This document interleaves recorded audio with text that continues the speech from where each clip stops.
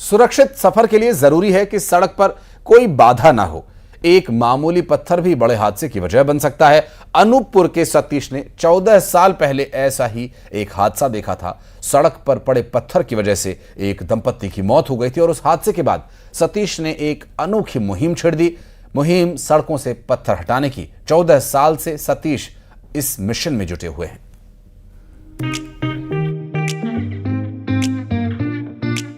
राह में रोड़े अटकाने वाले तो बहुत मिल जाते हैं, लेकिन जो अजनबियों के रास्ते से भी पत्थर हटाए, ऐसे लोग कम ही मिलते हैं।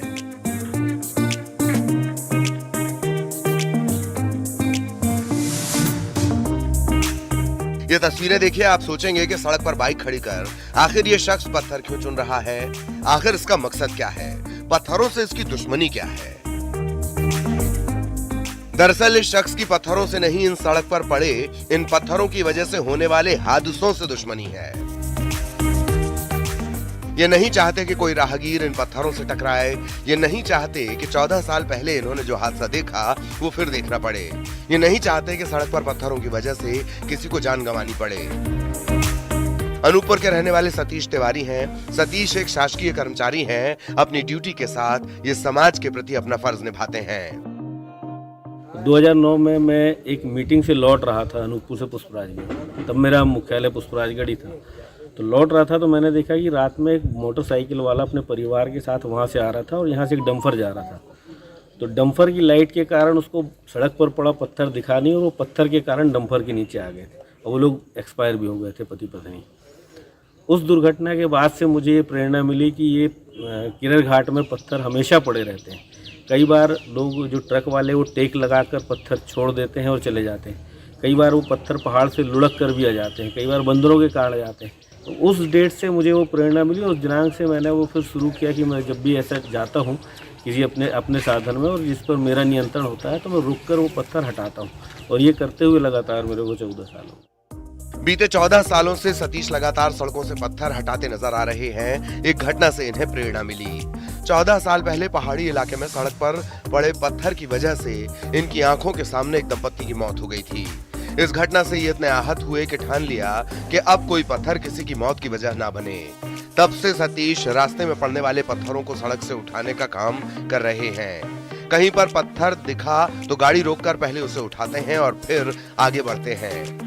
ये खुद तो सड़कों से पत्थरों की बाधा को दूर करते ही हैं, सोशल मीडिया के जरिए औरों को भी प्रेरित करते हैं।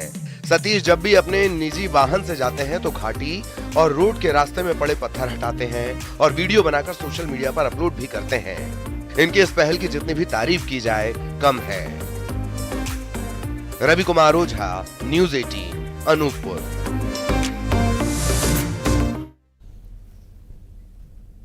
अब बात मध्य प्रदेश के बेटे बेटियों के कमाल की। मध्य प्रदेश के पर्वतारोहियों ने ऑस्ट्रेलिया के माउंट कोजियोस्को पर तिरंगा फहराया और इन पर्वतारोहियों में महिला आरक्षक भी हैं तो गांव की बेटियां भी।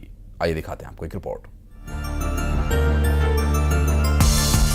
ऑस्ट्रेलिया के माउंट कोजियोस्को पर शान से लहरा रहा है तिरंगा। हर बाधा को पार कर शिखर को छूने की खुशी और चोटी पर तिरंगा फहराने का गर्व इन पर्वतारोहियों के चेहरों पर नजर आ रहा है।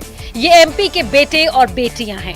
एमपी पुलिस की महिला आरक्षक वर्षा पटेल, रायसेन की अंजना, जबलपुर के माउंटेन मैन अंकित कुमार सेन और खरगोन की बेटी बुलबुल जाट उन 11 पर्वतारोहियों में शामिल थी जिन्होंने माउंट कोजियोस्को की चढ़ाई कर देश का नाम रोशन किया। वर्षा पटेल एमपी पुलिस की पहली महिला आरक्षक है जिन्होंने ये रिकॉर्ड बनाया। माउंट कोजियोस्को पर तिरंगा फहराने के साथ ही माउंटेन मैन के नाम से प्रसिद्ध अंकित कुमार सेन ने एक और इतिहास रच दिया है। अंकित का सातों महाद्वीप में राष्ट्रीय ध्वज फहराने का लक्ष्य है। इससे पहले किलिमंजारो की सबसे ऊंची चोटी और माउंट एलब्रुस में भारत का राष्ट्रीय ध्वज फहरा चुके हैं। भारत का सबसे लंबा झंडा फहराने का रिकॉर्ड भी अंकित के नाम दर्ज है।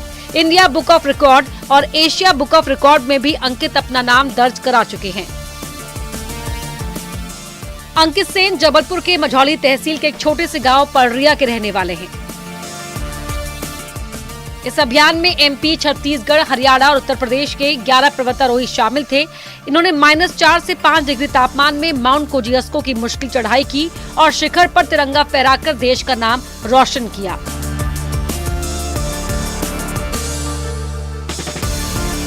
Bureau report news 18।